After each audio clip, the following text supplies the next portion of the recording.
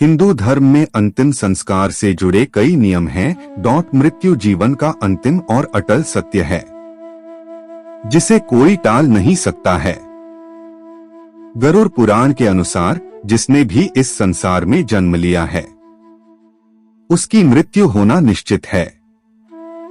हिंदू धर्म में मृत्यु के बाद अंतिम संस्कार किया जाता है जिससे जुड़े कई नियम हैं। उन्हीं में से एक बेटे द्वारा मुखाग्नि देना। इसके पीछे भी पुराणों में महत्व बताया गया है। उज्जैन के पंडित आनंद भारद्वाज से जानते हैं, बेटे ही क्यों मुखाग्नि देते हैं?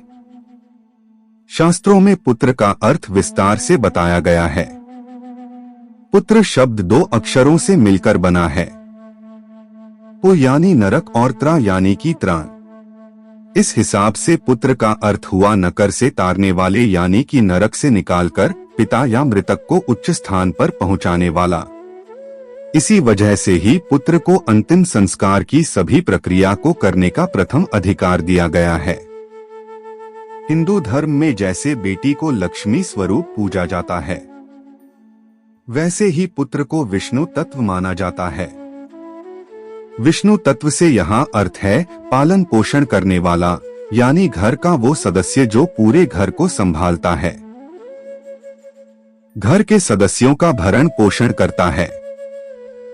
हालांकि अब इस जिम्मेदारी को लड़कियां भी उठाने में पूरी तरह सक्षम हैं। जानिए कितने प्रकार के पुत्र दे सकते हैं मुखाग्नि। बहुत से लोगों के मन में भी कभी ना कभी यह प्रश्न भी जरूर उठा होगा, जिस व्यक्ति को पुत्र नहीं है तो क्या उसे जीवन में मोक्ष नहीं मिल सकता? ज्योतिषाचार्य बताते हैं कि हिंदू परंपराओं में महिलाओं को श्मशान घाट जाने तक की आजादी नहीं होती है। अगर किसी व्यक्ति को पुत्र नहीं है तो ऐसा नहीं है, वह अपनी पुत्री के हाथों मुखाग्नि ले सकता है। उसे उसकी पुत्री के हाथों मुखाग्नि दिया जा सकता है। इसके लिए भी हिंदू शास्त्रों में उपाय बताए गए हैं।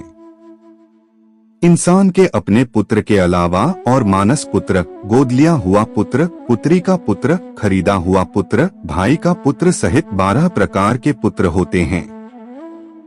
इनमें से किसी के द्वारा भी मुखाग्नि देने पर इंसान को मोक्ष मिल सकता है।